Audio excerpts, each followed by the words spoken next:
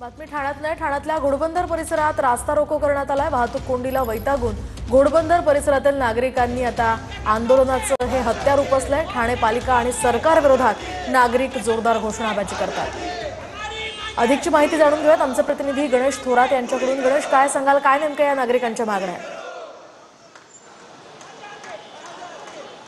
मोहिनी, आपण सध्या घोडबंदर पट्ट्यामधील नागला बंदर या ठिकाणी आहोत। याच ठिकाणी पाहिलं गेलं तर मुंबई ते बोरिवलीच्या दिशेने असेल, ठाणे ते मुंबईच्या दिशेने अशा अनेक वाहनं जे ते घोडबंदर मार्गात प्रवास करत असतात। आणि याच ठिकाणी पाहिलं गेलं तर नागरिकांनी आता पूर्णतः या ठिकाणी रास्ता करून आपला निषेध व्यक्त केला आहे। रस्त्यावरती पडलेले खड्डे असलेली वाहतूक कोंडी यामुळे तासनतास जे आहे ते रेल्वे स्टेशनला पोहोचायला वेळ लागत असतो, कामावरती जायला वेळ लागत असतो। त्यामुळे वाहतूक कोंडी कधी दूर होईल, रस्त्याची कामं कधी पूर्ण होतील या संदर्भातलं ह्यांनी पाऊल उचललेलं आहे। त्यामुळे या घोडबंदरवासियांनी या ठिकाणी रास्ता रोको करत आंदोलन करण्यात आले। त्यामुळे मोठ्या प्रमाणात वाहतूक कोंडीचा सामना पुन्हा एकदा आता वाहनधारकांना करावा लागतो। मात्र अशा प्रकारची जी कोंडी ज्यांना भेडसावत आहे त्या घोडबंदरवासियांना पुन्हा आता त्याच रस्त्यावरती दररोज त्यांना प्रवास करावा लागतो। मात्र या संदर्भातलं ठाणे महानगरपालिका असेल या राज्य सरकार असेल यांच्याकडनं मागणी आहे की लवकरात लवकर या रस्त्याचे खड्डे बुजवावे, रस्ते जे आहे ते पूर्णतः दुरुस्त करावे, त्यामुळे आणि वाहतूक कोंडी पूर्णतः मुक्त करावी। या संदर्भात धन्यवाद गणेश दिलेल्या या सविस्तर माहितीसाठी।